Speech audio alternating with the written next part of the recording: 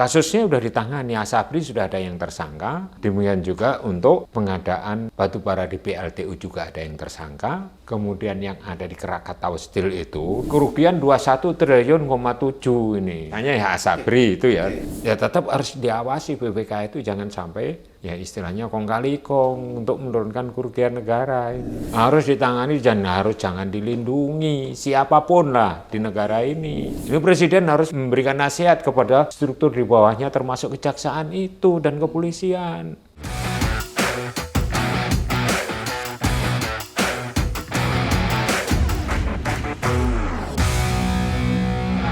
Kembali bersama saya di Abraham Samad Speak Up. Netizen, hari ini saya menghadirkan tamu yang luar biasa. Sahabat saya dan sahabat kita semua netizen. Dr. Muhammad Yasin, ex-komisioner KPK. Assalamualaikum. Waalaikumsalam. Sehat Pak Yasin? Alhamdulillah sehat. Pak Yasin, kemarin kita baru bicara tentang korupsi. Tiba-tiba hari ini kita dikagetkan lagi. Kemarin kita ngomong tentang Menteri Kehutanan, tiba-tiba ada berita yang lebih mengagetkan lagi kita Pak Yasin, karena korupsi ini melibatkan aparat penegak hukum ya. Ya. Ada kejaksaan kira-kira itu. Jadi semalam kita lihat ada penggeledahan Pak Yasin yang dilakukan oleh Kortas Tipikor Polri. Ya. Dia melakukan penggeledahan di restoran Prancis Cafe de Klein Signature di Cipete ya. Dan konon kabarnya kafe ini pemiliknya adalah Jampitsus, konon kabarnya. Dan setelah melakukan penggeledahan di Cafe de Klein, Polri menemukan sejumlah uang, mata uang asing ya, US dollar dan Singapura. Dan ada emas batangan juga Pak Yasin. Emas batangannya lumayan banyak nih, 74 kilogram ya. Dan uang sekitar, katanya kalau dirupiahkan 67 miliar ya. Sekitaran begitu 60 ya, ya 60 miliar. Ya. Kemudian dari situ juga rupanya ada hubungannya juga dengan money changer di Cipete ya, di Jakarta Selatan. Juga dilanjutkan penggeledahan di sana. Dan yang terakhir saya mendengar kabar berita juga Pak Yasin, polisi juga menggeledah sebuah rumah di klaster Mediterranean Sentul. Dia menemukan juga beberapa duit di sini, miliaran juga. Luar biasa jumlahnya Pak Yasin, mengagetkan kita. Dan yang lebih mengagetkan karena ini kan melibatkan dugaan melibatkan oknum aparat kejaksaan. Menurut Pak Yasin, apa yang sebenarnya sedang terjadi? Kalau kita lihat kan, katanya kalau menurut informasi yang kita dapat bahwa ini kan sebenarnya berawal dari penyelidikan dan penyidikan yang dilakukan Polri berkaitan dengan kasus manipulasi dokumen kualitas batubara ya, yang dipasok ke PLTU, kira-kira begitu, yang merugikan negara 5,5 triliun. Dari situ kemudian kasusnya dikembangkan sehingga ada penggeledahan di Cafe de Klein itu. Menurut Pak Yasin apa yang sedang terjadi Pak Yasin? Bisa nggak dijelaskan kepada kita semua nih? Ya, terima kasih nih Pak Abraham Samad nih telah mengundang kami. Jadi ini kita harus memberikan suatu katakanlah pemahaman kepada masyarakat. Oke. Pemahamannya bahwa ada dua angle yang harus bersama-sama secara concurrent itu ditangani oleh pemerintah Indonesia. Oke. Ya, ini maraknya corruption by greed. By greed ini dilakukan oleh para penyelenggara negara di semua level ya, yang high ranking, medium, dan low level management juga melakukan itu semuanya. Jadi masif ya? Ya, ditambah lagi penegak hukum. Penegak hukum melakukan korupsi. Nah, ini jelas luar biasa nih, karena dia punya kekuasaan. Jadi mereka bisa abuse of power dan abuse of discretion itu yaitu yang dilakukan oleh penegak hukum dan penyelenggara negara. Oke. Nah, dikaitkan dengan masalah yang baru terjadi. Di situ kan aparat penegak hukum. Ya. Kasusnya sudah ditangani, Asabri sudah ada yang tersangka. Demikian juga untuk pengadaan batubara di PLTU juga ada yang tersangka. Oke. Kemudian yang ada di Krakatau Steel itu tidak hanya tersangka di kejaksaan, di KPK sudah berulang kali tangkap tangan, OTT, tuh. Artinya kan tidak kunjung berubah sistemnya itu. Jadi corruption by greed itu marak kemana-mana. Greed itu adalah keserakahan. Dan corruption by need, karena yang di bawah-bawah ini gajinya itu adalah kecil. Mereka iri kepada, loh lembaga lain kok gajinya kok lebih tinggi. Maka wajarlah kita korupsi. Itu corruption by need. Karena kebutuhan nggak mencukupi. Yang dua-duanya harus disentuh, law enforcement, dan yang kedua adalah prevention. Duanya belum berhasil ini kalau saya menilai. Kalau enforcementnya adalah penegakan hukum. Penegakan hukum ini setengah-setengah. Kerugian 21,7 triliun ini. Yang mana tuh? Ya misalnya ya Asabri itu ya. Paling yang aset recovery-nya itu ya enggak ada 1%, karena kan yang balik itu kan sekarang kan baru ketemu sekitar 60 miliar gitu. 60 miliar itu kan seperberapanya 1 triliun, padahal 21 triliun ini sebagai gambaran saja ya. Dan ini yang menjadi permasalahan memang di aset recovery ini Pak Abraham. Pada waktu Pak Abraham menangani kasus IKTP itu, misalnya Setia Novanto kan 2,3 triliun itu korupsinya berdasarkan dari kerugian negara yang dihitung oleh BPK gitu. Tapi yang kembali berapa? Kisarannya sekitar tidak sampai 30 miliar, 22 miliar. Dari aset recovery juga jadi masalah. Makanya orang rajin korupsi karena walaupun di proses hukum dia menjalani penjara beberapa saat, maka dia tetap kaya. Dia keluar jadi kaya raya ya? Keluar jadi kaya raya. Jalan-jalan ke luar negeri. Ya, makanya kalau dikaitkan dengan undang-undang tentang perampasan aset yang enggan untuk diundangkan atau disahkan oleh legislatif dan eksekutif, ini karena alasannya adalah karena korupsi itu nyaman, enak. Jadi tidak harus berkeringat untuk mendapatkan uang yang miliar-miliarkan, bahkan triliun-triliunan. Emas tidak bukan gram-graman tapi kilogram, puluhan kilogram, luar biasa itu. Itu kira-kira Pak Abraham. Jadi kita prihatin. Di satu sisi kita mengapresiasi lah ini Kortas Tipikor dan Ditreskrim dari Polda. Ya, tapi kejaksaan juga harus ada fairness-nya ya. Kalau memang ada aparat yang terlibat ya harus diproses hukum secara baik. Artinya itu jangan sampai untuk law enforcing-nya itu ada semacam special treatment bagi anggotanya atau pejabatnya sehingga dilindungi oleh aparat. Itu kan suatu pertunjukan yang tidak elok itu. Masyarakat Indonesia itu kan sudah pada pintar gitu melihat itu. Kenapa kok ini kok harus ada perlindungan? Di saat ada 8 titik yang disebutkan oleh Pak Abraham itu sedang dilakukan penggeledahan atas kasus yang sedang ditangani oleh kepolisian dan juga kejaksaan.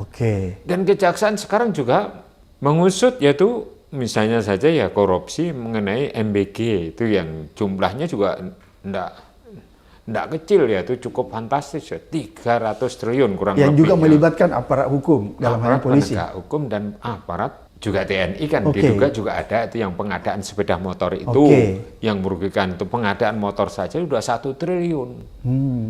Ini kan luar biasa yang dipertontonkan kepada masyarakat atas pelaksanaan penyelenggaraan pemerintahan ini. Jadi tidak governance, tata kelolanya tidak baik sehingga korupsi menyebar kemana-mana di semua sektor, legislatif iya, eksekutif iya, yudikatif iya, kemudian private sektor, BUMN, BUMD juga melakukan hal yang sama, dan keterlibatan bagi oknum-oknum tertentu. Aparat penegak hukum ya? Aparat penegak hukum itu.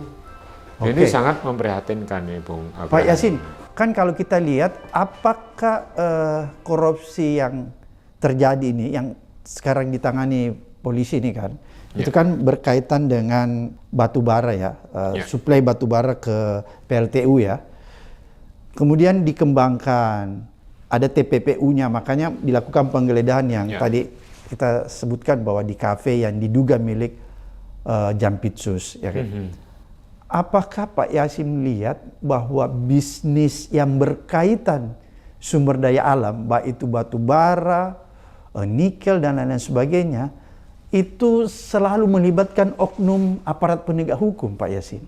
Ya, kemarin kita sempat membahas tentang juga itu mengenai Undang-undang Tata Ruang dan Undang-undang Kehutanan kan masih konflikting. Oke. Ya, yang bisa ngangkangin itu orang yang punya kuasa, yaitu aparat penegak hukum. Oke. Atas permasalahan dari aturan perundangan yang belum jelas. Gitu.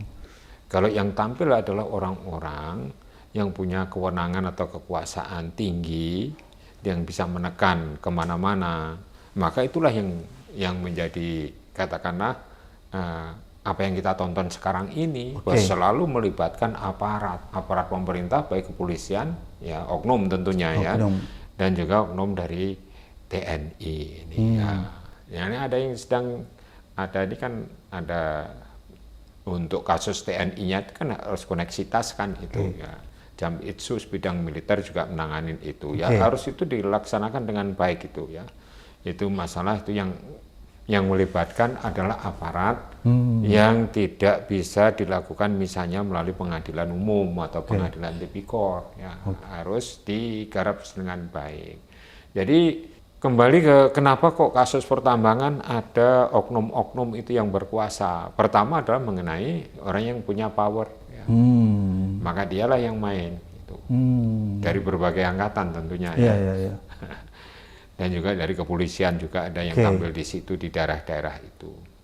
Nah, maka yang seharusnya itu sesuai dengan pasal 33 Undang-Undang Dasar 45 dari konstitusi kita itu, bahwa segala kekayaan alam yang terkandung di dalamnya, yaitu tambang, berbagai macam tambang itu, kalau itu dikelola secara baik dan amanah ya Republik ini, maka rakyat itu tidak usah bekerja keras-keras, sudah terbagi ya, penjahatan dari pemerintah itu dengan cukup. Kalau distribusinya adil ya? Iya, kalau distribusinya adil, seperti yang pernah juga disinggung oleh Pak Abraham itu di masa lalu kan seperti itu benar adanya. Tambang kita nikel, tambang kita yang dari Freeport, yang dieksplorasi Freeport, dengan berbagai jenis. Jenis apa? Tambang yang ada tembaga, ada uranium, ada mungkin juga ada nikel di dalamnya, dan emas, ada perak dan lain sebagainya. Itu sudah cukup sekali. Indonesia itu sangat-sangat kaya. Tambang juga banyak, kehutanan juga, hasil hutan itu juga besar sekali. Tapi ironisnya kita yang salah satu adalah paru-paru dunia tidak menjadi salah satu paru-paru dunia lagi karena tidak bisa menjaga kelestarian lingkungan. Karena ada kita korupsi. juga ya meratifikasi untuk environmental management itu yang sudah ditandatangani di Rio de Janeiro pada waktu 2001. Kita ini juga tidak bisa mampu melaksanakan apa yang telah kita sepakati. Jadi dari aspek macam-macam kita ini bermasalah. Makanya composite index kita itu jelek.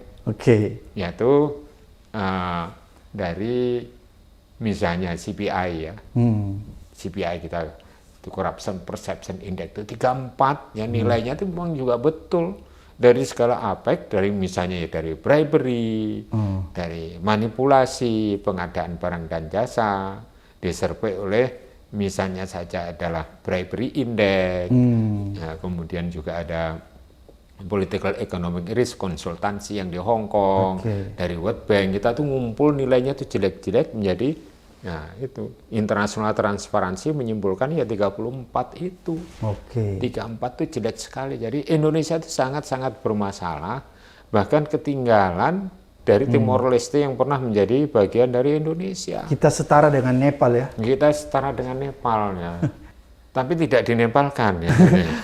Pak Yasin. Ini kan kalau kita lihat awal terbongkarnya kasus ini, ya sampai ada penggeledahan di Cafe de Clan itu tadi, ini kan berawal dari kasus korupsi dan kasus TPPU ya, yang dikembangkan oleh pihak kepolisian mengenai manipulasi dokumen kualitas batu bara yang disuplai ke PLTU. Itu gimana tuh kalau menurut pengetahuan Pak Yasin? Ya kita kan secara detailnya atau klasifikasi kualitas batu bara itu kan ada semacam randemen yang berbeda. Ya, jadi klasifikasi randemen unsur atau zat yang terkandung agar menjalankan suatu fungsinya untuk bisa menggerakkan mesin dengan baik itu kan harus yang grade E lah, grade A lah katakanlah begitu. Nah, itu harganya itu dicantumkan grade A, tapi yang didapatkan dalam supply dari pihak-pihak counterpart swastanya itu mensuplai kualitas yang lebih rendah. B atau C kira-kira? B atau C dengan harga A. Oke. Jadi dia merubah spesifikasi teknik kandungan randemen yang ada di dalam batu bara itu menjadi lebih jelek. Nah, Itulah yang menyebabkan blackout mungkin di Sumatera. menyebabkan blackout juga.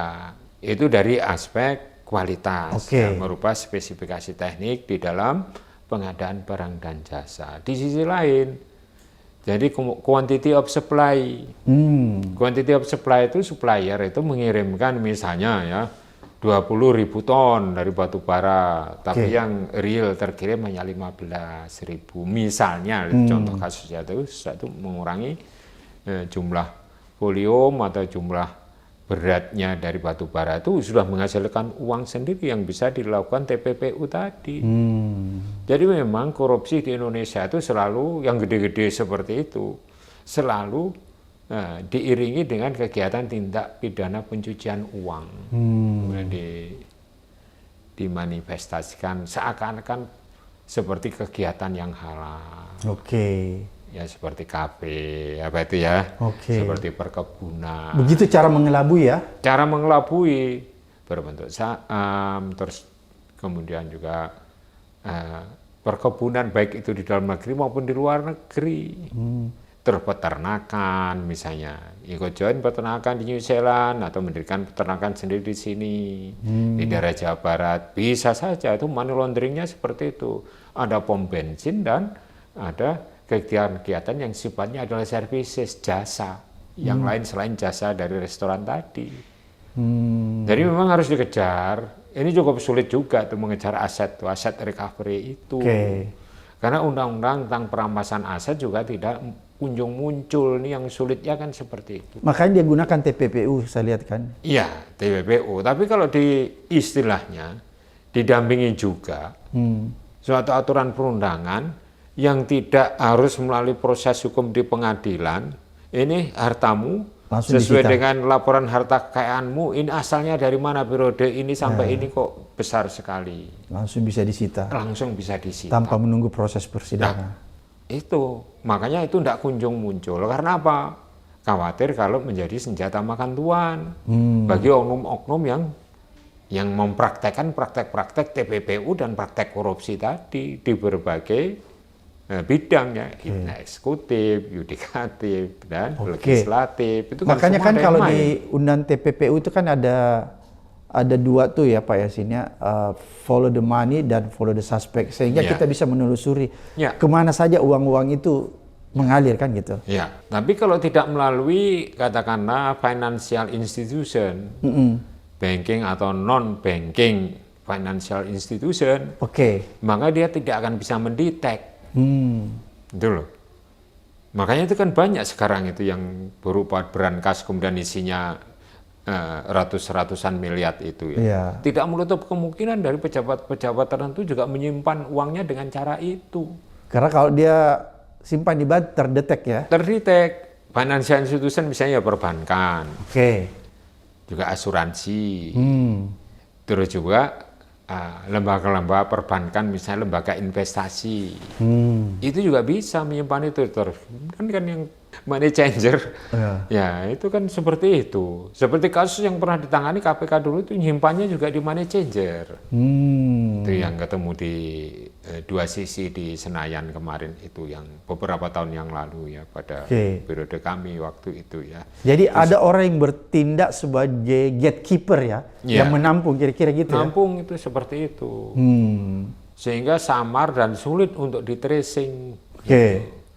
Jadi untuk undang-undang tentang aset tracing itu kan kita juga belum ada, walaupun itu sudah ada walaupun tidak mandatori di dalam United Nations Convention Against Corruption itu ada itu bahwa negara-negara yang sudah meratifikasi itu harus membuat undang-undang itu artinya atau aturan lokal, undang-undang positif yang mengatur tentang hal tertentu yang dianjurkan oleh konvensi PBB menentang korupsi itu. Misalnya undang-undang tentang private to private ya, murni swasta itu nggak ada. Di negara-negara lain, negara tetangga kita, Singapura, Thailand, Special Administrative Region di Hong Kong, Korea Selatan sudah punya, Pak. Kita yang belum punya, private to private corruption. Jadi korupsi di sektor swasta ya? Murni, ya. Itu tidak ada. Terus kemudian juga yang menyangkut tentang pejabat publik atau business person publik, yaitu multinational corporation yang ada di sini. Kemudian pejabat misalnya World Bank yang korupsi dengan orang sini, kan pernah ada dikejar oleh KPK dulu.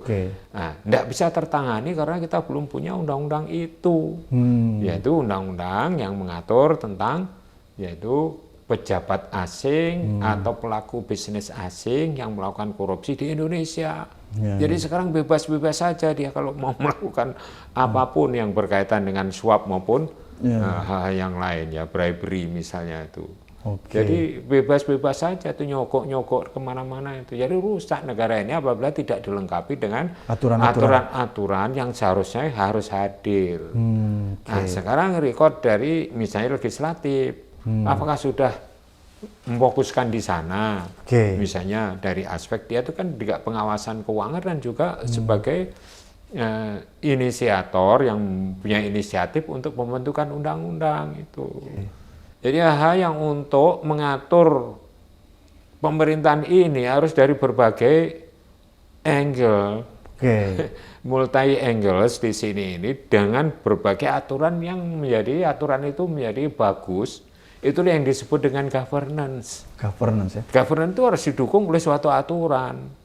Tata kelola itu tanpa aturan, maka tetap rusak negara itu, banyak loophole yang bisa dimanfaatkan oleh oknum-oknum yang jahat untuk melakukan korupsi dan penyimpangan yang lain termasuk TPPU tadi.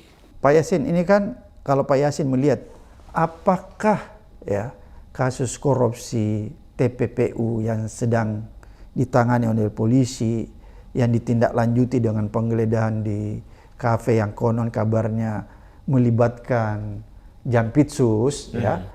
Apakah ini murni penegakan hukum korupsi atau ada perang nih? Dulu kan kita waktu ada dulu istilah cicak buaya. Kalau ini sama-sama buaya nih, sama-sama besar nih ya.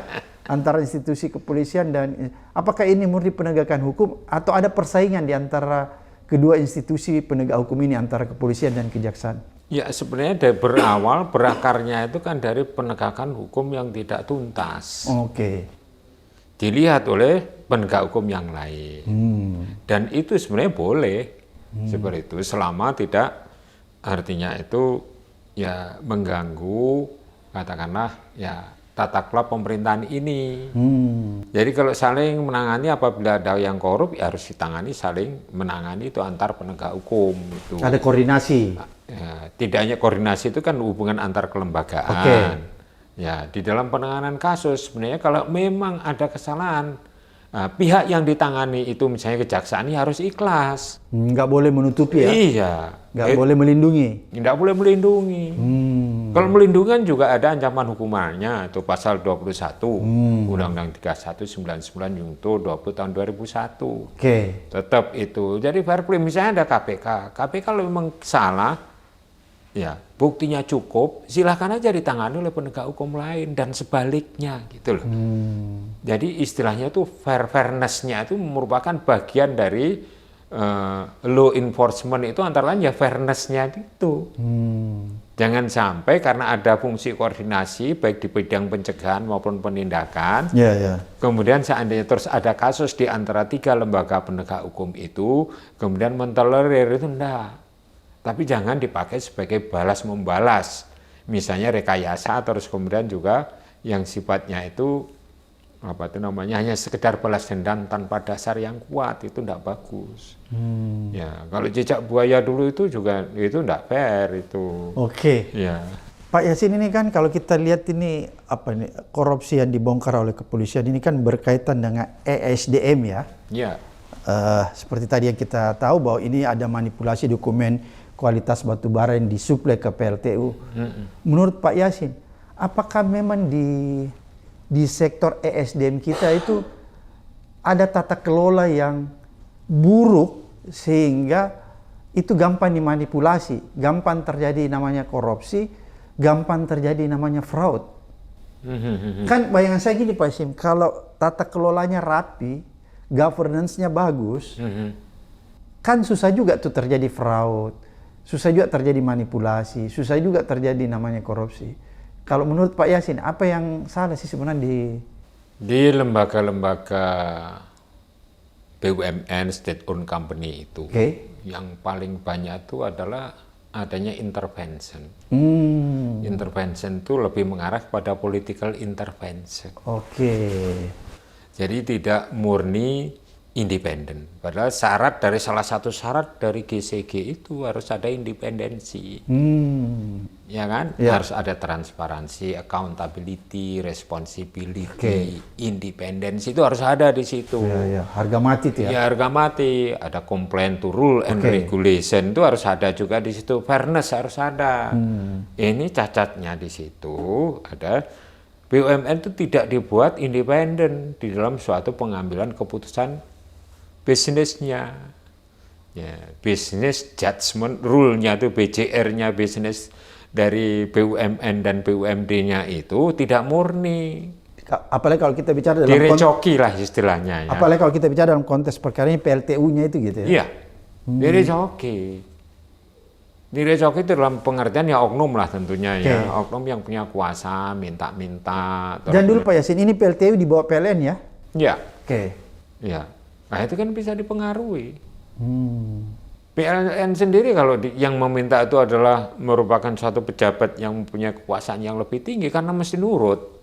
Kalau enggak kan dicopot direktur utamanya. Political intervention-nya di situ. Yang seharusnya untung jadi enggak untung. Enggak untungnya akhirnya dikamuflasekan kepada dua pembebanan. Misalnya satu itu sebagai bisnis yang berorientasi pada keuntungan ya, yaitu istilahnya profit oriented entities ya, BUMN-nya. Tapi juga ada penugasan dari pemerintah. Itu yang dipakai alasan, maka laporannya rugi-rugi, padahal ada political intervention. Misalnya kalau di Garuda aja, misalnya sewa pesawat, per tahunnya adalah 750 miliar. Nah, itu disuruh markup jadi 1,5 triliun, kan 100% tuh markup-nya. Nah, margin markup-nya dibagi-bagi oleh oknum itu. Itu salah satu contoh aja lah.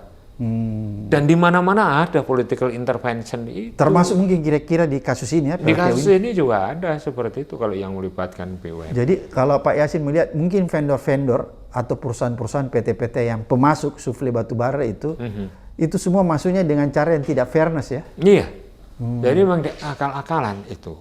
Jadi banyak penurunan kualitas itu tidak hanya di situ saja ya. Di PLN pada waktu Cisrisi kan juga seperti itu. Listrik pintar itu. Diturunkan kualitasnya. Itu loh. Seakan-akan ini penyedianya adalah penyedia yang mempunyai suatu technical specification yang tidak dijual di pasar umum. Nah, kemudian salah satu yang kita undang di KPK itu keahlian di bidang kelistrikan itu, Polisikom misalnya UIO ini ada di pasaran di mana-mana nih Pak. Ini adalah di komersial ada, bukan kok ini barang-barang yang spesifik, misalnya seperti itu. Jadi penurunan grading dengan berbagai metode dan sesuai dengan konteks atau tugas masing-masing perusahaan itu selalu ada. Kalau batu bara nih ya grade-nya batu baranya yang diturunkan. Kalau beli mesin misalnya entah itu PLN atau di Pertamina ya bisa saja diturunkan itu grade A-nya ya hanya harganya aja yang dipakai. Tapi real untuk submission barangnya itu penyerahan akhirnya itu kualitasnya turun sehingga gampang rusak. Ya. Makanya mungkin terjadi itu pemadaman listrik ya. Nah, makanya itu seperti itu. Dan semua pengadaan seperti itu, baik jembatan maupun jalan raya itu selalu dikurangi. Seperti kami dulu gitu, KPK dulu Pak, yang menangani kasus mengenai itu jalan antara antara Palembang dengan bagian api-api kan diturunkan itu. Ya, KPK kok ngurusin yang begitu, kok ngebor-ngebor aspal apa itu. Ya untuk membuktikan ini dikurangi apa enggak lapisannya yang seharusnya di dalam perencanaan itu harus terpenuhi gitu. Jadi selalu begitu kalau proyek itu. Jadi berarti sebenarnya kasus ini juga menyangkut pengadaan ya, karena pengadaan batu bara ya. Betul, menyangkut pengadaan. Terus kemudian juga money laundering itu tadi. Oke. Ya, jadi Asabri yang lebih canggih itu. Kenapa tuh Pak? Ya permainan investasi yang dimanipulasi. Kemudian juga jual beli saham itu. Oke. Jadi istilahnya tuh pump and drag itu kan seperti itu. Oke. Jadi sahamnya pada waktu saham turun itu dijual dengan nantinya ada margin keuntungan di situ. Nah, orang yang membeli atau korporasi yang membeli itu sudah didesain itu. Siapa-siapa? Iya. Ya, oleh yang manajemen pengelola uang itu, sehingga luar biasa tuannya habisnya uang itu. Dan juga akibat investasi dan jual beli saham yang dipermainkan, intinya begitulah. Sehingga bisa merugikan keuangan negara itu sebesar 21,7 triliun, itu kan luar biasa. Ini undergoing proses juga, ini kita menghargai BPK juga sedang mengkaji ulang dari kerugian negara yang diderita dari Asabri. Pak Yasin, ada nggak hubungannya kasus korupsi Asabri yang sedang ditangani Polri dengan kasus ini? Kasus yang sekarang? Kasus sekarang yang dilakukan penggeledahan terhadap diduga kafe milik Jampitsus. Ada nggak hubungannya? Ada hubungannya. Ini kan sedang untuk pemulihan aset dari kerugian Asabri ini. Ini adalah untuk perampasan aset berkaitan dengan kasus Asabri juga. Di samping juga dari PLTU tadi, di samping juga dari Krakatau Steel. Jadi banyak kasus. Oh, jadi ada 3 kasus yang dikembangkan. 3 kasus. Muaranya ke oknum kejaksaan ini. Oknum kejaksaan ini. Makanya duitnya banyak Pak Abraham. Oke. Oh, jadi ini TPPU-nya ke situ ya. TPPU-nya ke situ.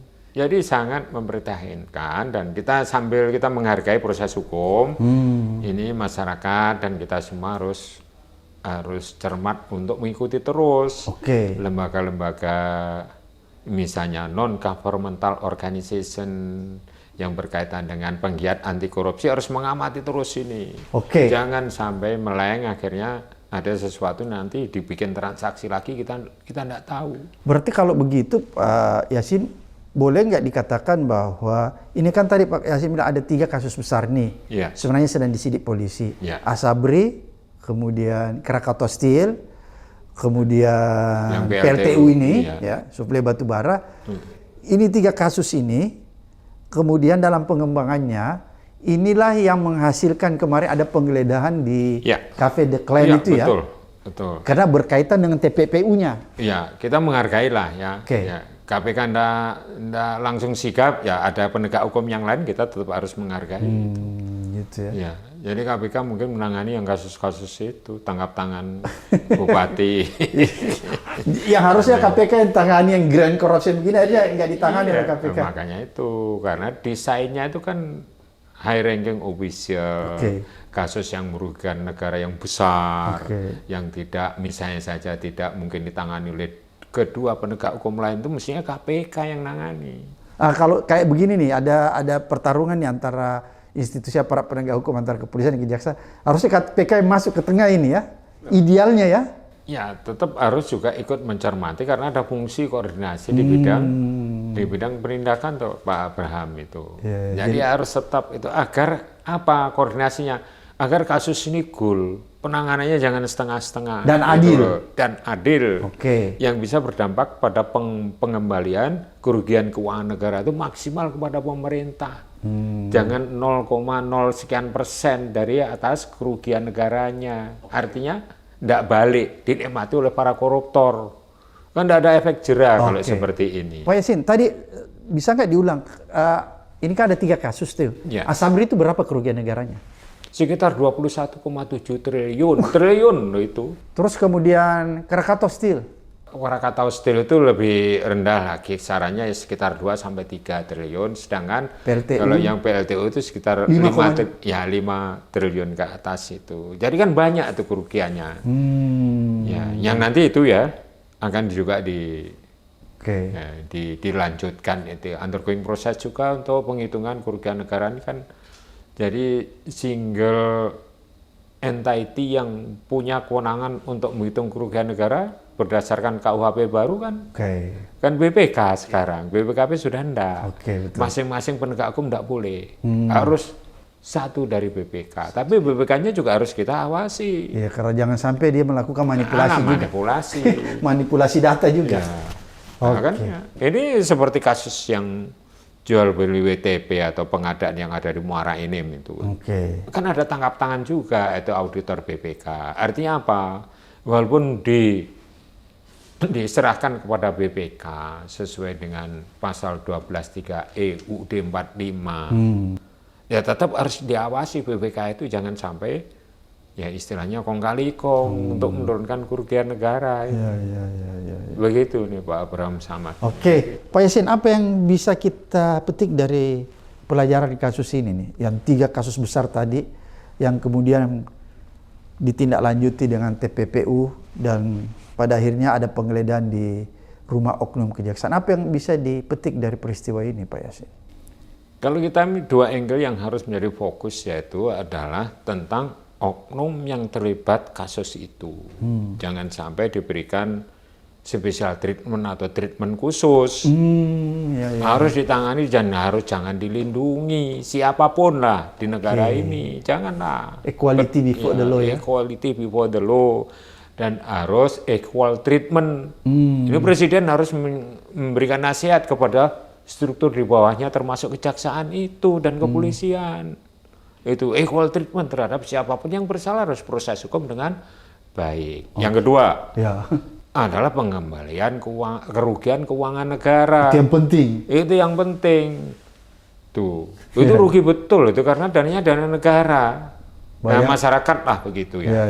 Jadi kalau pasal 2, pasal 3 itu kalau dihilangkan kerugian negara dan kerugian keuangan negara, kalau di Indonesia belum cocok. Harus tetap ada di situ. Dua-duanya. Ya walaupun ada sekarang itu di KUHP itu kerugian korporasi. Yang apabila tidak melaksanakan dengan etikat yang baik atau good faith dan banyak di situ mensrea atau niat jahat. Maka itu harus tetap ditegakkan tuh kerugian keuangan negara dan kerugian negara tetap harus ada. Kan ada beberapa pihak yang mengusulkan bahwa pasal 2 dan 3 dihilangkan kerugian negara. Di Indonesia lain. Temannya Pak Yasin juga yang mengusulkan. Di Indonesia lain, kalau di luar negeri. Kalau di luar negeri itu korupsi itu ya hanya bribery saja. Tapi khusus Indonesia ini belum masanya untuk menghilangkan itu. Saya sepakat, harus tetap ada. Nggak boleh dihilangkan kerugian negara. Terhukuman mati itu yang di pasal 2 ayat 2 itu harus tetap ada.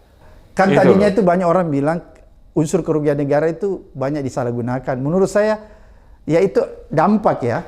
Jangan karena ada dampak begitu terus aturannya dihilangkan.